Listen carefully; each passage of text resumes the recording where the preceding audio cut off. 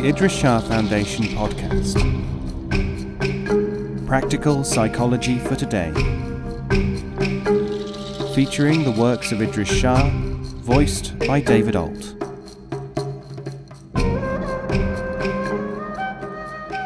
Welcome to the Idries Shah Foundation podcast. In this edition of the podcast, we will hear selections from Destination Mecca by Idries Shah. This audio has been made available by the Idries Shah Foundation. Chapter 8. The Shrine of the Black Stone. The town was full of jostling pilgrims, old and young, male and female, white, yellow, and black. They thronged the old and new parts of the town, seeking provisions for their journey to Mecca, arranging transport to the holy city, waiting for friends whom they had agreed to meet in Mecca, perhaps a year and several thousand miles away. Though quite a number of pilgrims marched southwards to Mecca by the austere route through the Najd Desert, by far the majority enter Saudi Arabia through Jeddah, either by sea or by way of the new and most impressive aerodrome. The transformation which these people all undergo as soon as they reach the holy country has to be seen to be believed. There is a saying that the pilgrimage makes a good man better, but that it may make a bad man better or worse. Whatever the truth of this may be, there is no doubt at all that a high emotion, akin to nothing which one has felt before, grips even the most westernized of Muslims when he sets foot even on the secular soil, or sand rather, of Jeddah. Apart from the regular flights of Saudi Arabian Airways and other scheduled arrivals, Jeddah Airport receives an endless succession of chartered aircraft from India, Pakistan, and other Arab lands, even far off Indonesia. The actual atmosphere of the city differs little from that of many another town of some importance in the Middle East. The same fierce sun, beating down upon a mixture of modern steel and concrete office buildings, with those of the Turkish and Red Sea Arab type. Open-fronted cafes, money changers, sellers of sweetmeats and cool drinks, they are all here. There is a smaller non-Muslim population than in most Arab cities, however. One part of the city contains the magnificent foreign embassies and consulates which are not allowed to be established in the capital Riyadh, for none but Muslims may live there, by Wahhabi ruling. It is among the pilgrims themselves that the strange, otherworldly feeling exists. After the first excitement of arriving at long last on Saudi soil has passed, I made the formal vow, the niyyah, which every pilgrim resolves, and felt myself in some unique way cut off from the rest of humanity. Things like the smoking habit, like worrying about what might happen from one hour to the next, or even my future plans, all seemed to dim into a petty and more than welcome insignificance. I stopped writing my diary, found myself almost impelled by a sense of community with tens of thousands of white-robed fellows to read and recite passages from the Islamic scriptures. One felt the need for communion with a mightier, a vaster force than mankind. Although it has been said time and again that the human mind needs some sort of intermediary, whether it be a man or a stick or stone, an idol or picture, to concentrate upon, let alone comprehend, divinity, we pilgrims to Mecca felt no such need. We were not there to worship the Kaaba or the Black Stone. We worshipped no man, nor did we accord divine rights or a divine character to anything save one power, which we could not visualize, and did not want or expect to be able to see. Yet in us all was a feeling of contentment, an underlying excitement that we were about to achieve something which we had all worked for, to arrive somewhere which was dear to our hearts. We were on the verge of fulfillment. That was what we expected, and that was the nature of the sensation which we all experienced when we actually reached Mecca, the Holy. I sought out as many of my fellow pilgrims as I could, of diverse origins, both social and otherwise. It would be difficult to name an ethnic group, a social class, or almost any other type which was not represented. Apart from the very large numbers from India, Pakistan, and Indonesia, whence come the majority of foreign pilgrims, I collected Kurds, Bosnians, Hadendawas, Tajiks, even a Japanese. Some had been Jews, others were former Christians. There was an ex-communist who had struck up a great friendship with an extremely wealthy Indian businessman from Kenya. In our sandals and new white robes, we explored the fascinating byways of the older part of the city, discussing theology and Islamic history, and exchanging stories from our lives. During these discussions, while we were waiting for our transport arrangements to Mecca, I was able to observe in some detail the change which must have come over these people since they arrived a matter of hours or days ago from the farthest corners of the world. From what they said about their lives, I could tell that some of them, not so long ago, had been of that glib-tongued, thoroughly tiresome group of Middle Eastern students who know a little about a lot of things and have to pour it all out as soon as they are able to get it into words, which does not take long. Now, dedicated to perform the visit to Mecca and the stoning of the former idols to the north, they spoke and acted with a reasonableness which I am very sure would have surprised even their own families. There were at least 3 wealthy businessmen, one from Mombasa, another with textile interests in Bombay, the third a ship owner from Dhaka. Different in race and tongue, they carried on their conversations in English. I am quite convinced that in any commercial contact with these men, their razor-sharp minds would have driven a bargain which no normal person could hope to match. They had that prosperous, horn-rimmed, well-cared-for look which is the stamp of the tycoon anywhere. 2 of them had arrived in their own aeroplanes, yet here, in the mellow Jeddah night, as we sat by the edge of the curving inland bay, their thoughts and reactions were no different from those of the gentle, untutored servants whom they had brought with them. This transformation alone is, to my mind, one of the wonders of the pilgrimage. Although I must admit that I was not in a very critical frame of mind, I was immensely impressed by their sincerity and calm. I never for a moment sensed any suggestion of hypocrisy, any reversion to those mundane matters which must have claimed their daily attention for upwards of 20 years. Almost as fast as they descended upon Jeddah, the pilgrims were making for Mecca, eastwards to the holy city. Like a foaming, surging tidal wave, the sea of humanity moved on and on. Barefoot and carrying packs, mounted on mules and donkeys, perched beneath awnings rigged up on camels, the poorer and more old-fashioned faithful marched. Motor lorries and buses, each one packed to overflowing with pilgrims and yet more pilgrims, glittering new American cars monopolized the middle of the road and threw the black, macadamized ribbon into moving, colored relief. From the devout concourse of dedicated humanity came a roar which seemed to cleave the shimmering heat haze with almost physical force. Labbaik Allahumma labbaik, here we are, O Lord, in thy presence.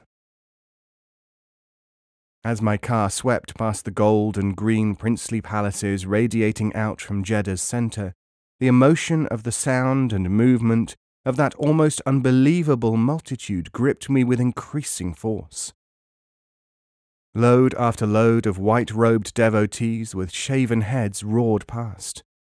They were several hundred soldiers, chanting in rhythmic unison, their incisive voices momentarily gaining power over the uncoordinated prayers of the pedestrians. Labbaik Allahumma labbaik, labbaik la sharika lak labbaik, inna alhamda wa aniyamata laka wal mulk, la sharika lak. I felt the blood rising to my head as the accented words seized my consciousness as it were in a hypnotic grip. Here we are, O Lord, in thy presence. We are here, we are here. None like unto thee, verily all praise, all power to thee. Thou hast no partner. The absolute indivisibility and possession of all power are, according to Islam, supreme attributes unique to Allah. As the trucks swept past, I noticed upon their sides the sword and date tree, emblem of Saudi Arabia. Under this is the motto in cursive Arabic letters, "No God but Allah, and Muhammad is the messenger of Allah." In sluggish contrast to the intense movement along the motorway comes the unending white flow of pedestrian worshippers, men and women, children and nurses, guides and servants. Why do they walk? Many are poor.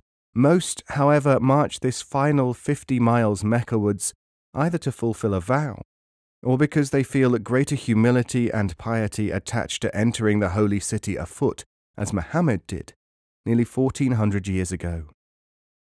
Although a conqueror, he walked thus with the 4 companions to Abraham's shrine, there to demolish the 300 and more idols and to establish the worship of one God alone among the people of this land. Stretching far away to each horizon beyond the road for most of this bleak and punishing journey, nothing may be sighted beyond rippling dunes of the finest brownish sand. Here and there a Bedouin woman brings her camel to a well. Featureless is the only word to describe the plain across which we are moving. Nothing stood out from the desert to remind us of the centuries since Arabia produced a man who was to become the inspirer of hundreds of millions. We might have been projected back into the very days of the mission. As my faculties seemed suddenly to sharpen, I became aware of the astonishing variety of physiognomy among the surging throng. Uniform in their unstitched ahram sheet, the men with one shoulder bare, there seemed to be almost no 2 people who resembled one another. Blonde, blue-eyed, chunky Syrians and Anatolian peasant types marched alongside Pathan hillmen with hook noses and curly black hair. Sudanese tribesmen with finely chiseled features and cheek marks denoting their origin strode beside podgy, round-faced Indians, obviously far more used to sedentary activities. A Javanese of under 5 feet tall was literally dwarfed by a thin, rangy woman with copper-coloured hair who was telling a 99-bead rosary of pale amber. All indications of rank or distinction, attitudes of arrogance or self-seeking, every trace of individuality had vanished. This was a collection of people such as even Hollywood could not hope to muster. Devoutly anxious as they undoubtedly were to reach Mecca, they were neither a rabble nor a mere chance collection of travelling companions. This much was evident from their behaviour. If one faltered, his fellows would stop and give him a helping hand. There was no wild panic when a truck overturned and strewed its 100 occupants over the patiently plodding foot passengers. Those who immediately surrounded the vehicle stopped and picked up the bruised ones. Nobody seemed seriously hurt. Those who came behind merely made a short detour without crowding around to see the sight. The calm would, under any other circumstances or anywhere else, have seemed unnatural. Here I did not give it more than a passing thought. This road is one of absolutely first-class quality, and is kept clear of sand by the incessant motor traffic, for there are no railways in southern Saudi Arabia, though the old line from the north, which was wrecked by T.E. Lawrence's Arabs, is now being surveyed with a view to putting it into commission again. On we went, past the interminable column of humanity, as the road climbed sharply into the iron-stained foothills beyond which the holy city lies. This precipitous part was literally hewn from the rocks by bulldozers, which are still working on the road in some places. Through the narrow, twisting, man-made defiles climbs the car, while something like a brief gust of delicious wind seems to move swiftly past us. Suddenly, around a bend looms a sign, inscribed in Arabic and English, "Stop. Restricted area. Muslims only permitted beyond this point." Saudi guards, some carrying the cane switches characteristic of Nejd, others hugging automatic weapons, came forward to inspect our credentials. Small, wiry men, their martial bearing is well set off by the khaki uniform and green Arab headdress. Arranging transport, guides, and 101 other facilities for the 500,000 pilgrims is a Herculean task, which the Pilgrimage Administration carries out without any hitch whatever. Matters of identity, documentation, and quarantine are so well attended to that I felt enormous relief that I was not trying to get past this and other posts under false pretenses. It has been said that non-Muslims have penetrated into Mecca undetected. I once believed that I should have to interview such a person personally. It is not difficult to get fairly full details about the pilgrimage and then to write it as one's own experience. But I doubt whether anyone other than a Muslim has actually performed the pilgrimage since Burton. While I say it is just possible that an impostor may have done it, I am quite sure that the difficulties today are immensely greater than they were during the time of Turkish suzerainty. Saudi Arabia has all the modern methods of detection and control at her disposal, and she uses them. This is not to say that a surprisingly large number have not tried, as one police official told me. After this point, 14 miles from the city, the ruins of abandoned Turkish forts seem to brood in the baking desert silence. These strong points were raised by the Ottomans in an attempt to combat the brigand menace, but it took Ibn Saud's rough and ready justice to stamp out banditry in the Hejaz. Until the Napoleon of Arabia took over control, robber bands used to swoop down on pilgrim caravans, looting and killing. The performing of the Hajj used to be considered such a dangerous undertaking that pilgrims, before setting out for Arabia, used to make their wills and say a final goodbye to their families. As, however, pilgrimage is one of the 5 essential pillars of Islam, its performance is obligatory on all believers. The other 4 pillars are prayer, fasting during the daytime in the month of Ramadan, testimony to the unity of God and the prophethood of Muhammad, and the giving of alms. Inside the forbidden zone, where no life may be shed, even of an animal, we halted to say thanksgiving prayers. Near the spot where yet another of the Turkish forts crumbles into unregretted ruin, the king has erected a shelter and well for the dusty faithful. This one was built by the hands of Ibn Saud himself, while others are now placed at regular intervals along the road. We passed on. It could not be far now. There was a tenseness visible in every face as we passed group after group of trudging figures, telling their rosaries or reciting passages from the Quran, which many know by heart in its entirety. Suddenly, as we sped through the multicolored yet austere-looking igneous rocks, the dazzlingly white panorama of Mecca swept into view, spread out below, surrounded by its 7 hills. The car lost speed as from the driver's lips came yet again that glad, involuntary exclamation echoed by every pilgrim, "We are here, O Lord." So this was Mecca. Built in a hollow, surrounded by frowning crags, the many-storied houses have from a distance a strangely modern look. Yet the entire impression of the white stone city against the frowning brown of the crags, when seen, at any rate by a pilgrim, has something of an intoxicating quality. I distinctly remember looking at the houses, the wide streets, the carved wooden shutters, and thinking, here I am. No matter what happens, I have seen Mecca. I have reached Mecca. This is Mecca, the holy. Had I been on foot, I am sure that I would have run forward, thrown myself on the sand, made some sort of demonstration of joy. The driver had stopped the car and was reciting the first chapter of the Quran, the opening. I looked back to see the effect that Mecca was having on the other pilgrims when they first glimpsed it. It may have been because of weariness, or it may have been some other reason, but the inevitable reaction to the sight of Mecca was that the pilgrims stopped dead, stood stock still.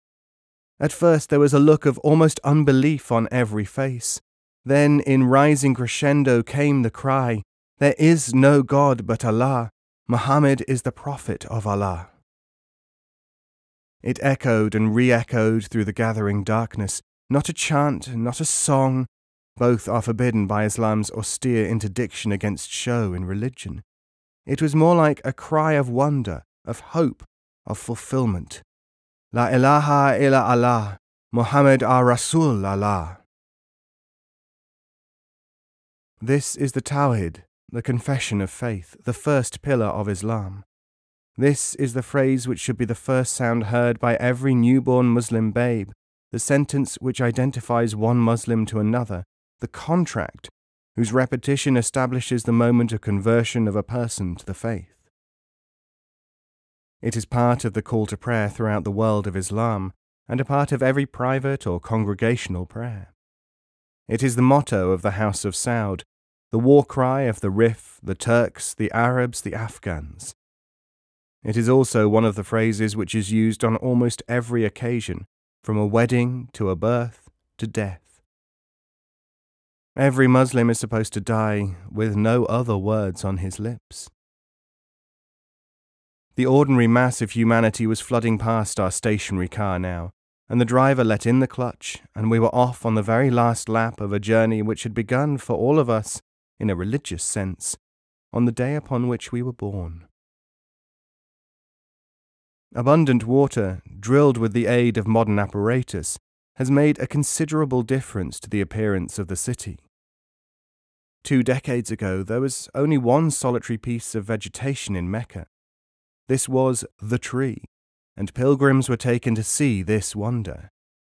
Today there are gardens and palm groves everywhere. Water is usually taken for granted by Westerners and by those of us who come from greener lands. Think what a priceless boon it is in the arid East. No wonder that, realizing its value, the desert Arab may throw a few drops of the precious fluid on the sand before he slakes his thirst, murmuring, "Let the ground drink, it is more important than I." It is still only one Muslim in 1,000 who can manage to reach Mecca in any one year, and less than 1 in 10, on an average, who can get there during his lifetime, even though the pilgrimage and the visit to the house of Allah is an obligation binding upon all. After a final check of our bona fides, we were allowed to enter the sacred city. Everywhere there were signs of modern progress. Building now seems almost to be the principal industry.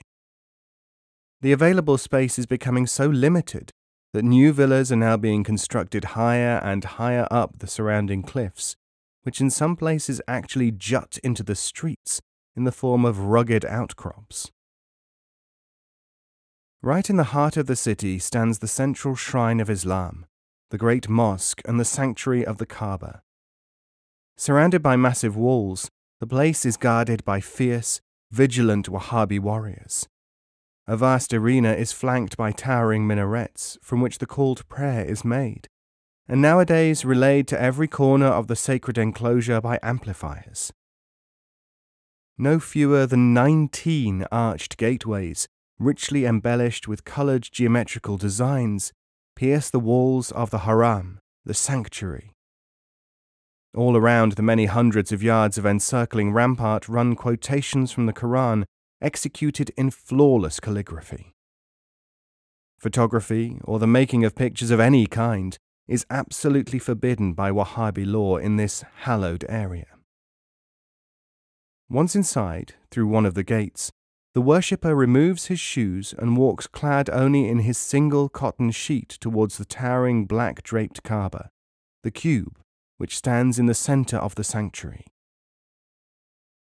The sanctified area itself is a vast, unroofed rectangle, surrounded on its inner sides by arched colonnades, resembling cloisters. Wide paths of white marble radiate from the Kaaba to the various gates. Although there is no priesthood in Islam, the enormous numbers of foreign pilgrims who visit here without a knowledge of the customary prayers and duties have necessitated the institution of secular guides, known as mutawifin. Many of these are voluntary workers, as it were, and all of them are accomplished linguists. There is said to be 1,000 such guides who conduct the pilgrims in national parties through the ceremonies. Many are well-to-do merchants of a pious bent of mind. I arrived in Mecca at night and would have to wait until morning to see the Afghan mutawif, who was to be my guide. Before starting the actual pilgrimage rite at the Kaaba, however, I decided to visit the Kaaba sanctuary. I walked through the brilliantly lighted covered market which runs along one outside wall of the Kaaba enclosure, to the gate where the booksellers' shops are located. As I approached the gateway, the rising murmur of thousands of voices repeating their prayers faded from my consciousness as I glimpsed, away beyond a line of mighty pillars, the black draped granite cube, thrown into brilliant relief against its marble surround. Electric lighting has replaced the ancient oil lamps of the haram. Even in their harsh brilliance, the immense rectangle retained that magical quality of mystery and otherworldly fascination which has been so often described by pilgrims. I paused, wonderstruck, my senses almost reeling, certainly deeply affected. A group of newly arrived pilgrims, led by their mutawif, passed me and made their way slowly along the marble pathway towards the cube. Soon they were merged with the endlessly circumambulating figures already making their anti-clockwise circuit of the holiest place of Islam. I made my way also towards this Qibla, the point towards which every Muslim daily turns 5 times in his prayers. As I was not yet sufficiently coached in the observances to join the actual ceremonies, I took up a reverent position some 10 yards from the cube, to say the customary 2 prayers of thanksgiving. Such is the breathtaking extent of the sanctuary that this, the goal of every pilgrim heart, seemed the least crowded place in holy Mecca. Away over to the right, some 200 African pilgrims were making their obeisances towards the Kaaba, yet they seemed to occupy an infinitesimal part of the arena. Near the Kaaba stands the place of Abraham, where the patriarch is reputed to have stood to say his prayers. Formerly, the 4 traditionist schools of Islam each had its own praying place, behind which the Hanafi, Hanbali, Maliki or Shafi'i, as the case might be, ranged themselves. Since the puritanical Wahhabis took over Mecca, these distinctions have been abolished, though the erections, rather like small archways, still stand. A few yards farther on is the Zamzam, the holy well which is believed to have originated with the spring which miraculously appeared to quench the thirst of Hagar and her child in the wilderness, as described in Genesis chapter 21 verse 19. All pilgrims drink this water. Some steep a corner of their ihram robe in it for eventual use as a shroud. Day and night these places, like the gates, are patrolled by Saudi guards with canes, alert for any infraction of customary decorum. There was no sign at the teeming pigeons which crowd the sanctuary during daytime. One odd thing about them is the fact that they never defile the Kaaba's covering, even though a movement among the pilgrims often causes them to wheel overhead. Neither, I was later to observe time and again, do they alight on the cube itself, though the pathways, sand, well shelter and awnings are all covered from time to time with perching and strutting birds. These peculiarities have been noted for centuries. I was as unable as my predecessors here to find a cause for this unusual behavior of the birds. As soon as one party of pilgrims moved away from the Kaaba, another took its place. Day and night throughout the years, the faithful are always traversing this circuit, trudging round and round the Kaaba, making special supplications, intoning the appropriate prayers, kissing the black stone which is set in the lower southeast corner. Many, if not all, of the residents of this city come here at some time during each day to perform this tawaf ceremony.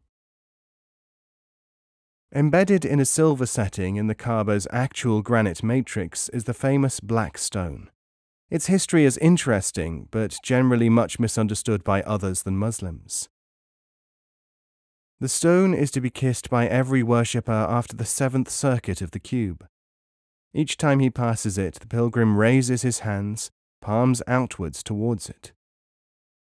This attention is paid to the stone not as an act of faith or worship, but merely because it is the only surviving relic which was touched by the Prophet Muhammad, and because it was reputedly cast down from heaven as a sign for Adam. It is said to be of meteoric origin, but I am completely convinced otherwise. In the first place, it is not black, as I was able to see later in the daylight, but rather more of the colour and appearance of dark amber. I tapped the surface, which is distinctly not stone or metallic. I would say that it is composed of an entirely unfamiliar substance which I would recognize again, but which I cannot describe by analogy. It seems to have perceptible characteristics which defy definition, but which make a characteristic impression on the eye and hands. The heavily embroidered kiswa, the covering of the Kaaba, is slit at the black stone corner to give access to the spot. The silver setting itself is extremely unusual in workmanship and is shaped like an inverted bowl with a large circular hole into which one has to put one's head to kiss the stone. In the centre is a hollow several inches deep, worn into the stone by the kisses of millions of pilgrims. There is a story dating back to the time of Muhammad which is supposed to record one of his first indications of wisdom. When he was a small boy, there was a dispute among the 4 important clans of Mecca as to which should have the honour of nominating a chief to replace the stone in the Kaaba. Tempers ran high, and eventually, in accordance with the then invariable custom of consulting omens, it was agreed that the first person to pass into the sanctuary from outside would be allowed to judge. As it happened, it was the young Muhammad. When the dispute was referred to him, it was expected that he would favour the candidate of his own tribe, the Quraysh. Instead, he advised that one chief from each tribe should take a corner of a heavy cloth in which the stone was to be laid, so that they could share the task equally. Muhammad himself lifted the stone into the cloth to prevent any complications as to the right of performing this task. This story is one of those which show that the importance of the stone goes back before Muhammad's time, but the stone could not have been one of the 365 idols which Muhammad later destroyed, as he would have not been allowed to permit one to survive. He himself banned anything which smacked of idolatry, and his contemporaries in the early days of Islam when idol breaking was in vogue are on record as being of the type that would have bitterly contested any weakening from uncompromising and literal iconoclasm. The pilgrimage to Mecca was an established part of Arab religious duty long before Muhammad.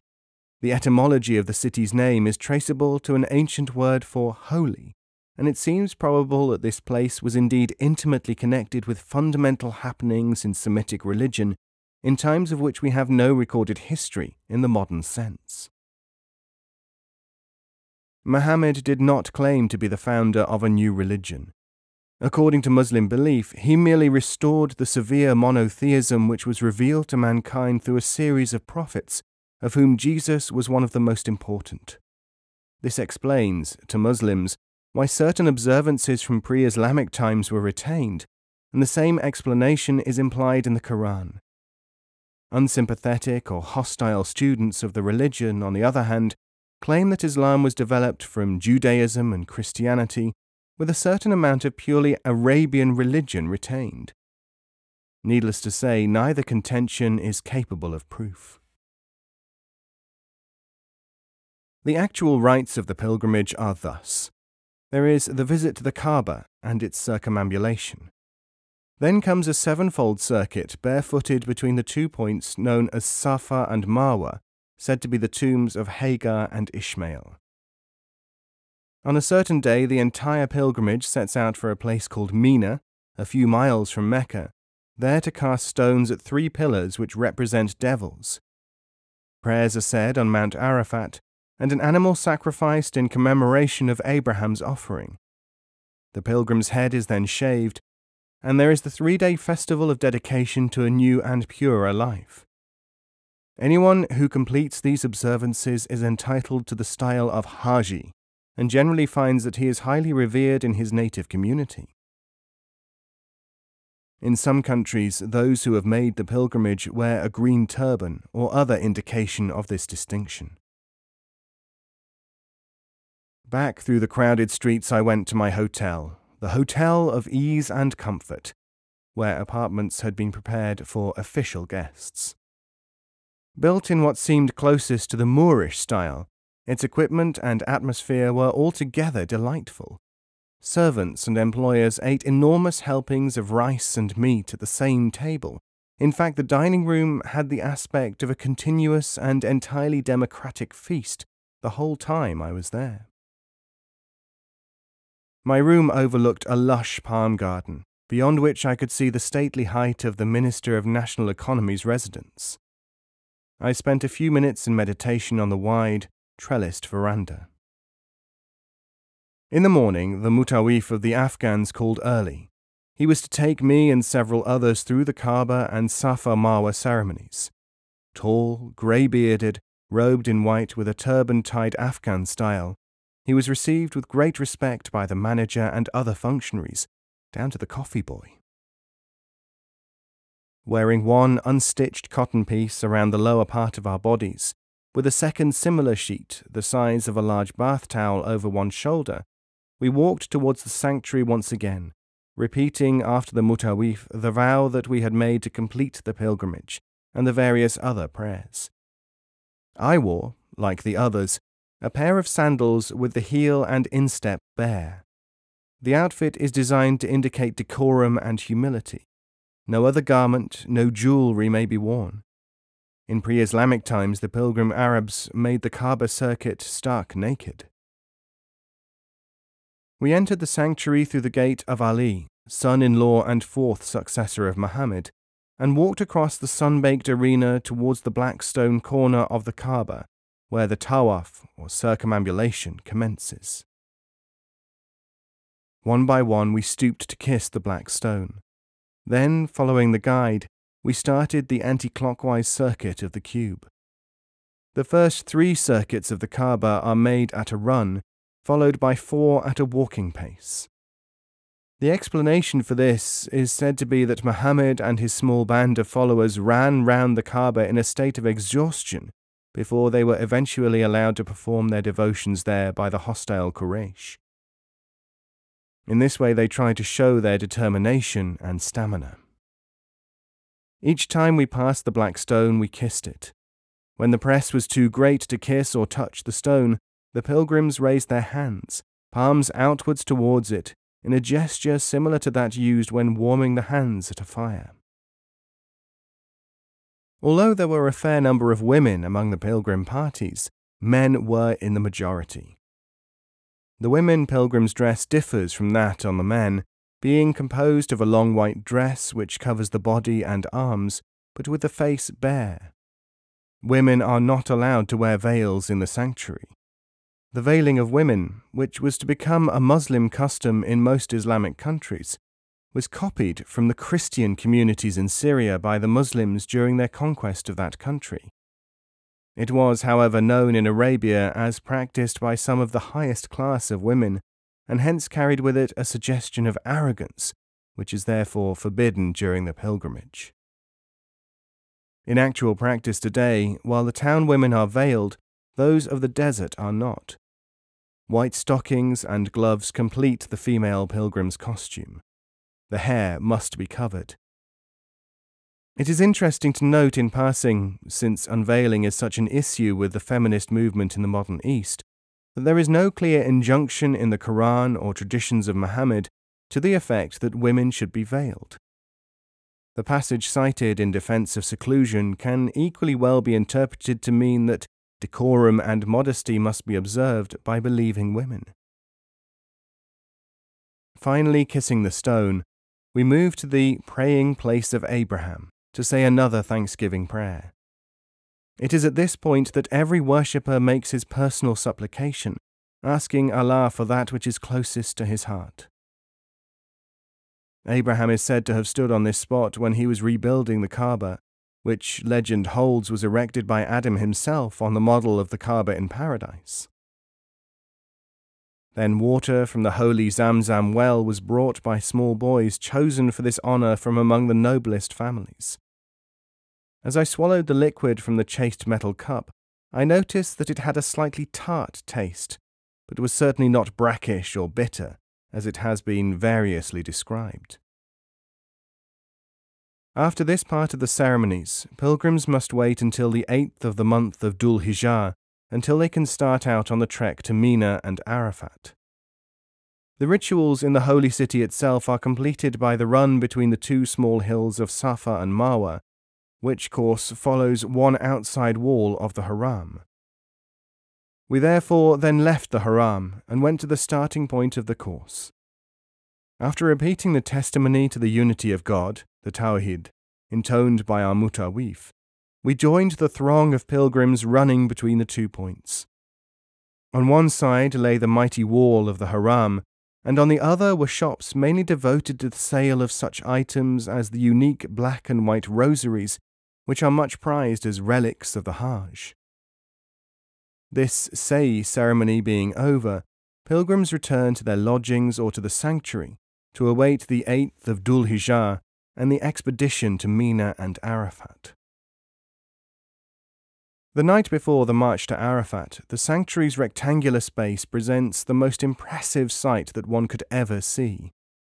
Here the pilgrims, in their hundreds of thousands, assemble for a final prayer. Seen from one of the many high houses which overlook the Kaaba arena, rank upon rank of worshippers, bending and standing erect again, bowed from every side towards the Kaaba, present an exhibition of concentrated worship which is undoubtedly unparalleled elsewhere. The same impression is again conveyed by the farewell visit, which takes place after the return from Arafat and the sacrifice. During this latter ceremony, the atmosphere is charged with an electric emotion. Within a short time, perhaps a few hours, certainly not more than a day or two, the pilgrim will be on his way back to mundane affairs, back to reality, back to a life whose very existence seems to have little reality here. There is a sadness and at the same time an exultation. Both of these sensations tug at the heartstrings for long, long afterwards, probably for life. Certainly I feel them still. The expedition to Arafat is the most complicated and ritualistic part of the pilgrimage. The faithful start leaving the city for the 5-mile walk to Mina at dawn on the 8th of the holy month. This exodus is even more impressive than the entry into Mecca, for this time every single pilgrim is present. Their swarming numbers resemble nothing that I have ever seen before. Almost every human being from Mecca itself is there as well. Shops are shut, streets are deserted. It seems as if the very human race itself in its entirety is on the move. The night of the 8th to 9th of the month is spent camping out. Visualize 500,000 people in the desert under canvas at one place. Can you? It is a sight which swamps the senses so that they seem able to perceive only the small, individual happenings against the sheer immensity of what is going on. The following day, the entire concourse moves off, another 10 miles along the road, to Mount Arafat, and camp on the plain around the mountain. Somewhere among them, garbed in his pilgrim white, unguarded and very often unrecognized, is the king of Saudi Arabia, the protector of the holy places. Prayers are said on the mountaintop, following the precedent established by the Prophet, on his farewell pilgrimage, made after a premonition just before his death. Then 3 stone pillars, the devils, are stoned, in emulation of Abraham's putting the devil to flight when he tried to tempt him here, as tradition has it. The 10th of the month is the day of sacrifice, when every pilgrim must give an animal in commemoration of Abraham offering his son as a sacrifice to God. This is the start of the feast of Eid al-Adha, the festival of sacrifice, which is celebrated at the same time in every other Muslim country. The devils are stoned twice, and before the sacrifice pilgrims return to Mecca to say a prayer in the Kaaba once more and follow the Safa and Marwa pilgrim way. Finally, a piece of hair is cut or shaved from the right side of the head, then the entire head is shaved. As I sat in the shaded courtyard, meditating upon these events, only the minarets of the mosque could be seen above the towering Kaaba, with its gold-embroidered black mantle. This is the heavy damask kiswa, which is embroidered with quotations from the Quran and is an annual gift from Egypt. Each year the old covering is cut up and distributed among the more fortunate pilgrims as highly prized relics. Water from the holy well, too, is supplied in rounded tins and carried to the ends of the earth, sometimes to be sprinkled upon the pilgrim's grave. Through the heat haze I got a glimpse of the surrounding hills. All around me rested pilgrims from 100 countries, some telling their beads, others offering prayers. The tough-looking Wahhabi Bedouin guards strode alertly up and down on the watch for any impropriety. From the Haram's administration building, with immense glass windows commanding the quadrangle, officials maintained a ceaseless vigil. I observed that the entire area of the sanctuary was regularly swept by the field glasses of these functionaries. Thousands of pigeons wheeled overhead. Some traditions say that Gabriel sometimes came in the form of a pigeon and whispered the Quran as it was being revealed in Muhammad's ears. At one time, pilgrims were frequently overcome by the terrific heat in this enclosed courtyard, for it sometimes reaches 133 degrees in the shade. Recently, however, up-to-date innovations have vastly improved conditions here. Electric fans have been installed in the colonnades. Huge retractable blinds shield part of the periphery from the truly burning sun. Electricity lights the sanctuary and provides power for the Zamzam's pumps, and maintenance work goes on endlessly throughout the enormous area. When I spoke to the local people about the many improvements which the king has made towards the comfort of Mecca, they often said, "Allah has rewarded him for it. Was he not given bottomless wells of oil?" Now that the actual rites of the pilgrimage were completed, I went back to the hotel to plan the photographic campaign. I decided that there would be too much risk in changing lenses, so that all pictures would have to be made with the normal lens of the camera. I had originally thought of concealing the camera in a hollowed book, but this proved very difficult to do and operate at the same time. In the end, I got hold of a 1-pound flour bag, washed it, and made a small hole for the actual lens to have unobstructed vision. I tried to make another for the viewfinder, but this was so tricky that I decided that I would have to shoot blind and hope for the best. The following day I returned to the sanctuary, carrying my camera in the bag. Perhaps it ought to be explained that pilgrims frequently carry small cotton bags containing all their valuables and other secular things, watch, jewellery, and so on, that may not be worn with the pilgrim habit. I wanted to get pictures of the improvements recently made in the sacred area, so I first made a slow tour of the enclosure, making mental notes of things of interest. My guilty conscience did not make the attitude of the Wahhabi guards or the figures in the administration building seem very reassuring. When I had completed the ritual 7-fold circuit of the cube, I went and sat in the cool cloisters where I could get a good view of the black-covered Kaaba. Slowly I sat down, looked all around, and cushioned the motor-driven camera in my hands. As I had thought, nothing could be seen through the viewfinder slit, The camera had shifted position in the bag as it was slung at my waist. Never mind.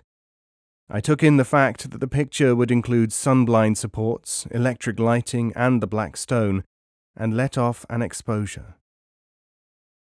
In the quiet of the place, the sound of the motor turning seemed like a thunderclap. A guard, whom I had not noticed, gave me a look of curiosity. I decided to cough. His expression changed to one of sympathy. I seemed to be a bad case. Overcome by the paroxysm, I stumbled over to the well for a drink of water, away from the pious warrior.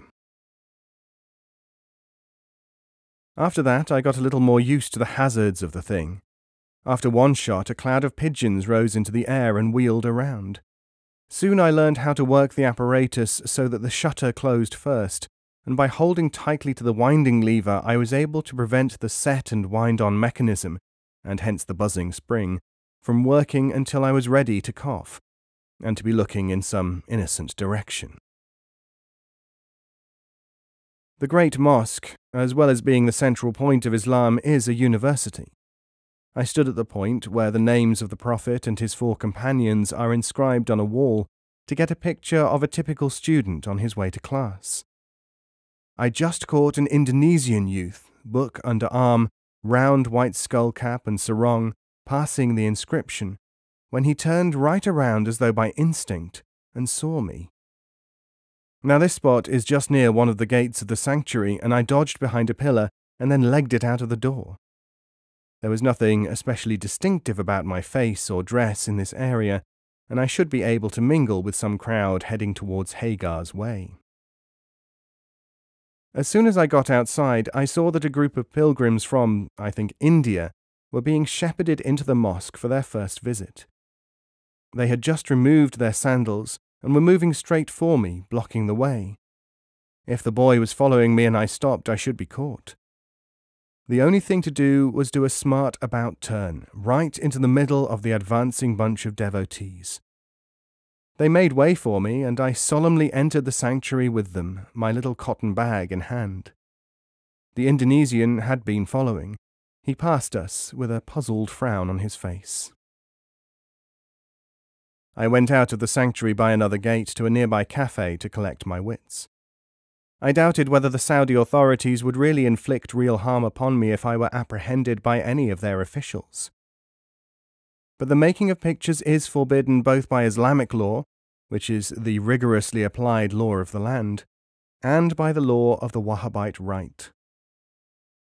At the same time, in the sanctified area, it seemed far more likely that one would, if seen, be apprehended by one or more pilgrims, many of whom would be in an unusually sensitive frame of mind. Incidents of this kind have occurred. As I sipped the aromatic tea made from the green tea leaf and cardamoms, I recalled the words overheard in a Jeddah shop. It is said that the Americans who work for the king in the north are always trying to get into Mecca. By Allah, if any of them does, he will be killed. Remember, Ahmed, what happened to that Persian who was taking photographs in the sanctuary? And he was a Muslim too. There is no doubt that I was spotted acting oddly on more than one occasion. It might have been just too bad if the people in question had realized that I had a camera in that cotton bag. Once, when I had paused to take a picture of the new metal awning which shields Hagar's Way between Safa and Marwa, I was stopped by a policeman. He seemed to me to have sensed that there was something unusual about me. He just wanted to know what my nationality was, I gathered, because there were some new quarantine regulations. I got away with a fair number of shots on the first occasion, and developed them in the hotel. Surprisingly, many pictures show something like suspicion on the faces of people who figure in them. Some frames, about half, were completely ruined by the fact that the blind camera had been tilted too far one way or other during the exposure. Some were ruined by camera shake, the bugbear of all photographers. I ruined one excellent roll of priceless negatives, close-ups of the Kaaba, through washing it under the shower, in which the cold water was hot. Almost all the unsuccessful shots I burned, and the others I rolled inside the covering of a water bottle. I climbed the hills above Mecca to try to recapture that panorama which had dazzled me when the holy city first swam into view from the Jeddah road. There was no point where I could get the same sort of picture without a telephoto lens. In any case, all of the hillsides were crowned by houses, thousands of eyes. I did not want to start a scare, for I had heard all sorts of wild talk about how foreigners were plotting against the security of the holy places. From one minaret, however, I managed to take most of the holy area and a part of the rest of the city. From other rooftops, I was able to photograph such things as the new hospital and municipal building. Lucky shots gave me pictures of such things as a football match under the auspices of Prince Abdullah Faisal between those two formidable teams, Mecca United and Jeddah United.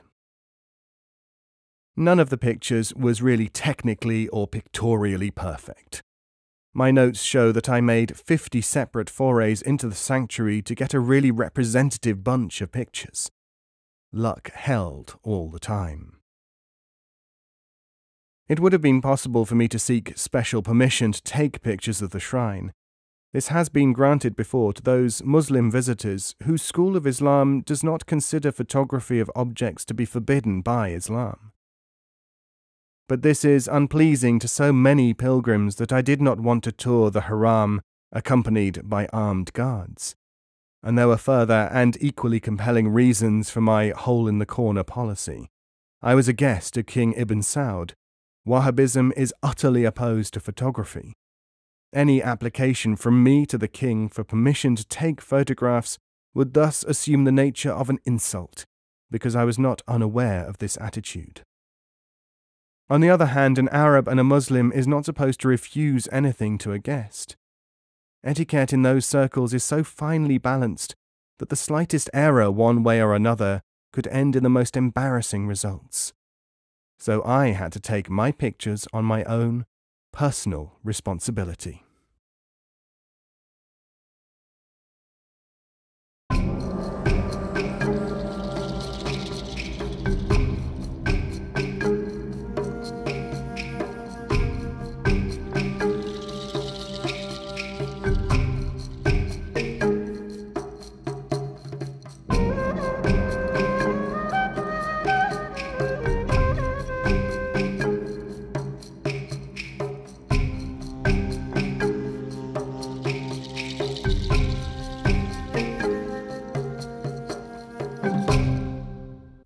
This podcast is copyright 2018, the Idries Shah Foundation.